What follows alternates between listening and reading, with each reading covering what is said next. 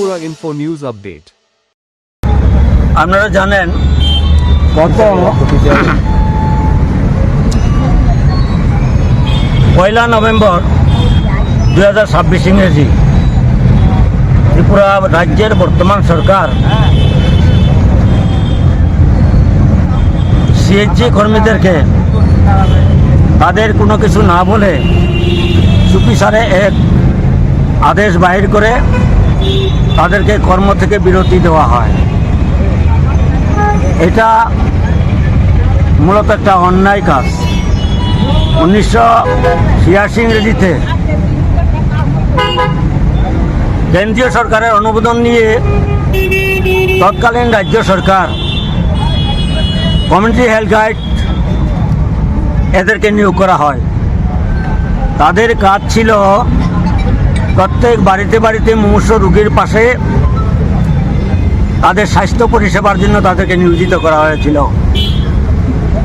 এবং এটা প্রায় 40 থেকে 42 বছর তারা পাহাড়ে, গ্রামে, সর্বত্র যেখানে যেখানে দুস্থ পরিবার আছে গ্রামে সরকারের প্রকল্প অনুসারে স্বাস্থ্য পরিষেবার জন্য বাড়ি বাড়ি নিয়ে নানা ধরনের ভিটামিন ওষুধ, রোগের ওষুধ, বিভিন্ন ধরনের চিকিৎসার সরঞ্জাম তারা দিয়ে থাকে এবং এটা ত্রিপুরা রাজ্য সরকার বলে নয়, এটা কেন্দ্রীয় সরকারের একটা প্রকল্প ছিল।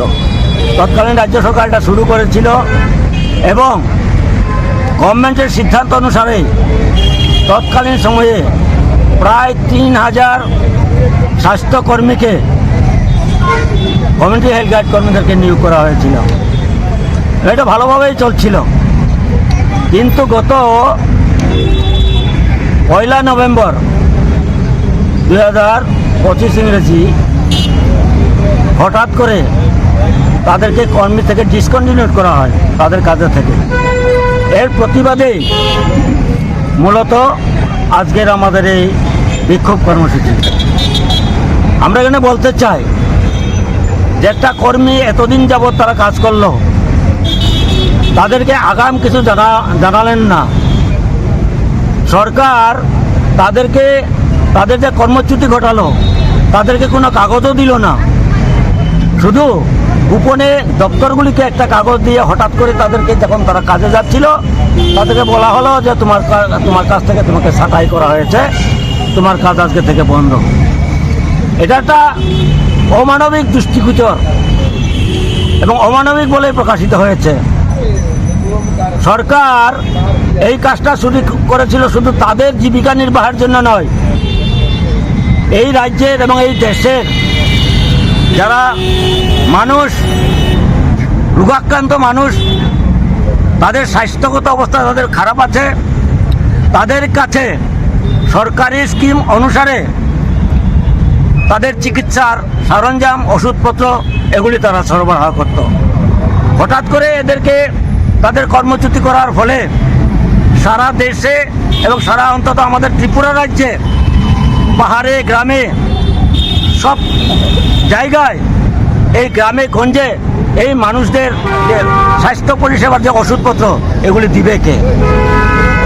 এবং একটা মানুষ 40-42 বছর কাজ করলো, কাজ করার পরে তার যে retirement benefit, post retirement benefit, তার কোনো সংস্থান এখানে রাখা হয় নাই। একটা মানুষ চাকরি করলে চাকরি যদি শেষ হয় নিশ্চয়ই তার একটা পোস্ট রিটায়ারমেন্ট বেনিফিট থাকে অথবা সামাজিক সুরক্ষার একটা ব্যবস্থা থাকে। হঠাৎ করে যদি এই 3000 কর্মীর কাজ বাতিল করে দেয়, এই 3000 কর্মীর পরিবারবর্গ চলবে কি করে, কি খাবে, কিভাবে চলবে, এটা হচ্ছে প্রশ্ন। তো আমরা এখানে দাবি করছি যে কম করে হোক যাদেরকে কর্মচ্যুতি করা হয়েছে তাদের অন্তত সামাজিক সুরক্ষার ব্যবস্থা করা হোক এবং এই প্রকল্পটি যেন চালু থাকে। সারা ত্রিপুরা রাজ্যের মধ্যে মানুষ যেন এই স্বাস্থ্যের পরিষেবাটা যেন পায়, তার জন্য এটাকে চালু রাখা। কতজন কর্মী রয়েছে আপনাদের এখানে? আমাদের সারা রাজ্যে প্রায় 3000 কর্মী নিয়োজিত আছে। কত বছর যাবত এই কাজের সঙ্গে? 40 বছরের মতো তারা কাজ করছে, 40 বছর ঊর্ধ্ব। এবং 60 বছরের পরেও তারা কাজ করেছেন। এখন মূলত দাবিটা কি থাকবে? তা আমাদের মূলত দাবি হচ্ছে যে এই সিএইচজি প্রকল্পটা এটা চালু রাখতে হবে। এটা জনস্বার্থ এবং এটা রোগগ্রস্ত যারা স্বাস্থ্য পরিষেবার একটা মূল এটা হাতিয়ার আমাদের, এবং এটা রাজ্যে থাকা দরকার। দ্বিতীয়ত, যে কর্মীদেরকে 60 বছর ধরে তাদের চাকরি থেকে বাদ দেওয়া হয়েছে, তাদেরকে তাদের সামাজিক সুরক্ষার আওতায় দিতে হবে। এটা নিয়ম। একটা সরকারি চাকরি যিনি করেন তাকে একটা সামাজিক সুরক্ষা দিতেই হয়। কিন্তু তারা যে 1 নভেম্বর যে নোটিশটা জারি করছে, এই নোটিশটা এই কর্মীদেরকে দেওয়া হয় নাই, শুধু তার দপ্তরে দেওয়া হয়েছে। তো সেখানে কোথাও বলা হয় না যে এদের সামাজিক সুরক্ষার কোনো ব্যাপার বা কোনো ব্যবস্থা হবে। তো আমরা গভর্নমেন্টের কাছে দাবি করছি, যাদেরকে চাকরি থেকে বরখাস্ত করা হয়েছে তাদের অন্তত সামাজিক সুরক্ষার মধ্যে অন্তর্ভুক্ত করা হোক। আমরা তো জানি এই রাজ্যের মধ্যে, এই দেশের মধ্যে বার্ধক্য ভাতা আছে, বিভিন্ন পেনশন স্কিম আছে, তাহলে তাদেরকে তো সে কোনো একটা স্কিমে তাদেরকে দেওয়া যেতে পারে। সুতরাং এই 3000 কর্মী এটা কোনো বড় কথা নয়। সারা রাজ্যের মধ্যে 3000 বা একটা তার কম বেশি হতে পারে। তা এদেরকে যদি কোনো সামাজিক সুরক্ষার ব্যবস্থা না করে, যদি এদেরকে যদি হঠাৎ করে সরকার এটা খাবে কী করে? তা আমাদের মূল দাবি হচ্ছে সেটা। এবং আরেকটা জিনিস আমরা যেটা দাবি করছি, এদেরকে কেন ছাঁটাই করা হলো তার জন্য একটা শ্বেতপত্র জারি করা। মানুষ যেন বুঝে। এখন গ্রামে গঞ্জে পাহাড়ে সবাই আলোচনা করছেন যে আপনারা যে ওষুধ দিতেন, ওষুধ দেওয়া কি বন্ধ হয়ে গেছে? আমরা কি বলবো? আমরা বলছি যে গভর্নমেন্ট এটা ইচ্ছা করে বন্ধ করেছে, আমাদেরকে কিছু জানায়নি। এই স্বাস্থ্য পরিষেবাটা বন্ধের কারণে সারা রাজ্যের মধ্যে মানুষ অস্বস্তিতে ভুগছেন। সুতরাং এটা শুধু তাদের জীবিকা নির্বাহের কথা নয়, এই রাজ্যের যারা স্বাস্থ্য পরিষেবার ক্ষেত্রে এটা একটা গুরুত্বপূর্ণ বিষয়। সেই কারণে আমরা দাবি করছি, আমাদের মূলত 3-4টা দাবি। এর মধ্যে প্রথম দাবি হচ্ছে এই সিএইচজি প্রকল্পটা যথারীতি চালু থাকবে। যদি কোনো শূন্যস্থান থাকে সেখানে নতুন কর্মী নিয়োগ করতে হবে। তারপরে ডাইং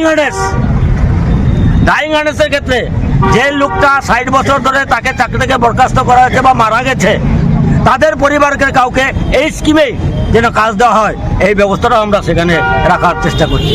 আমরা আজকে 12টা থেকে 2টা পর্যন্ত এই গণবিক্ষোভ চালিয়ে যাব এবং একটাই আমরা স্বাস্থ্য সচিবের নিকট আমরা আমাদের ডেপুটেশন প্রদান করব এবং আমাদের বক্তব্যটা সেখানে প্রকাশ করব। বয়সের সীমা আছে কিছু? বয়সের কোনো সীমা যখন নিয়োগ করেন তাদের বয়সের সীমা ছিল না। আমি বলি এখানে যে আমরা দেখলাম 1 নভেম্বর যখন এটাকে তাদেরকে ছাঁটাই করা হলো, তখনও এক একজনের বয়স 65 থেকে 70। তারপরে 60 বছরের পরেও তাদেরকে কাজ করানো হয়েছে। তাহলে 60 বছরের পর, যখন 60 বছর ছিল তখন তো বলতে পারতো, বা 60 বছরের আগেই তাদেরকে বলতে পারতো যে তোমার 60 বছর হয়েছে, তোমাকে আর চাকরিতে রাখা যাবে না, এই কাজে রাখা যাবে না। এই ধরনের কোনো কথা বলেনি। 60 বছরের পরেও 10-12 বছর কাজ করানো হয়েছে তাদেরকে দিয়ে। অনেকে এর মধ্যে মারা গেছে, কিন্তু তাদের ক্ষেত্রে কোনো ডাইং হার্নেসের কোনো ব্যবস্থা নেই। সেখানে আমরা বলছি ডাইং হার্নেসের ব্যবস্থা করা হোক, এই প্রকল্পটা চালু রাখা হোক, যেখানে শূন্য আছে সেখানে নতুন লোক নিয়োগ করা হোক। তাহলে তাদেরকে সামাজিক সুরক্ষা, যে কোনো পেনশনের মধ্যে, যে কোনো ভাতার মধ্যে তাদেরকে অন্তর্ভুক্ত করা হোক। তারা তো জীবিকা এতদিন ধরে এই সার্ভিসটা করছেন, তারা কি খাবে এখন? হঠাৎ করে যদি কেউ চাকরি বন্ধ হয়ে যায়, তারা খাবে কি করে? আচ্ছা, তাদের কিভাবে দেওয়া হয়তো, বেতন কিভাবে দেওয়া? বেতন তারা গভর্নমেন্ট থেকে অনুদান, গভর্নমেন্ট তাদেরকে প্রত্যেকটা সাব ডিভিশন ওয়াইজ এবং প্রত্যেকটা পঞ্চায়েত ভিত্তিক, ব্লক ভিত্তিক তাদের টাকাটা বরাদ্দ করতো এবং তারাই তাদেরকে সরকারি নিয়ম মতেই তাদেরকে টাকা পয়সাগুলি দেওয়া হতো। কত টাকা করে দেওয়া হতো? প্রথমে তারা যখন শুরু করে গভর্নমেন্ট কেন্দ্রীয় প্রকল্প হিসাবে, তখন 50 টাকা সাম্মানিক দিয়ে শুরু করা হয়েছিল এবং এটা ক্রমান্বয়ে আমাদের আন্দোলনের ফলে শেষ পর্যন্ত যখন আমরা এই চাকরি থেকে বরখাস্ত করেন, তখন পর্যন্ত 7,500 টাকা তাদের সাম্মানিক হয়েছে। তো 7,500 টাকা সাম্মানিক যেখানে হয়েছে, তাহলে একটা কর্মী তার একটা পরিবারকে পোষণ পালনের ব্যবস্থা ছিল। তো হঠাৎ করে এটা করার ফলে এই পরিবারগুলি নিঃস্ব হয়ে পড়েছেন, না খেয়ে মরার পক্ষে মরেছেন। তাই আমরা সরকারের কাছে নিবেদন, এই যে 40-42 বছর তাদেরকে কাজ করালো, তাদেরকে যেন এই সামাজিক সুরক্ষার অন্তর্ভুক্ত করেন, এই প্রকল্পটা যেন চালু থাকে, এটাই আমাদের মূলত। আপনার পরিচয়টা? আমি হচ্ছে সিএনজি ওয়ার্কার্স ইউনিয়নের প্রেসিডেন্ট, নামটা নাম ধনমনি সিনহা। আমি অনেক দুঃখের থেকে কইতাছি, অনেকবার আমরা সরকারের কাছে আবেদন করছি, আমরা মুখ্যমন্ত্রীর কাছে এই আবেদন যারা কইছে, যারা দিদি ভাষা যারা যে দাবিটি করছে, এই দাবিটির লোক আমার কত মিলিয়ে আমরা অনেক রকমের অনেক কাজ করছি, যেই কাজ কঠিন সেটাও আমরা সাধ্য করছি। 13-14 বছর পরে এমপিডব্লিউ ত্রিপুরাতে আইছে, 82 সালের থেকে আমরা কাজ করতে করতে 14 বছর পর্যন্ত আমরা কাজ করার পরে শুধু 50 টাকা আমরা টিফিনের বাবদে দেওয়া হয়েছে, আর কোনো কিছু অনুদান নাই।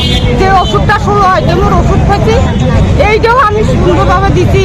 এসে প্রোগ্রাম করছি, চোখের প্রোগ্রাম করছি, কুষ্ঠরোগের প্রোগ্রাম করছি, কোনো কিছু বাদ রাখছি না। এমপিডব্লিউ না থাকতে যারা আসিল তারা সরকারি লোকের লোকে আমরা ডাক্তারের লোকে আমরা গিয়ে ট্রেনিং করে এইভাবে কাজ করছি।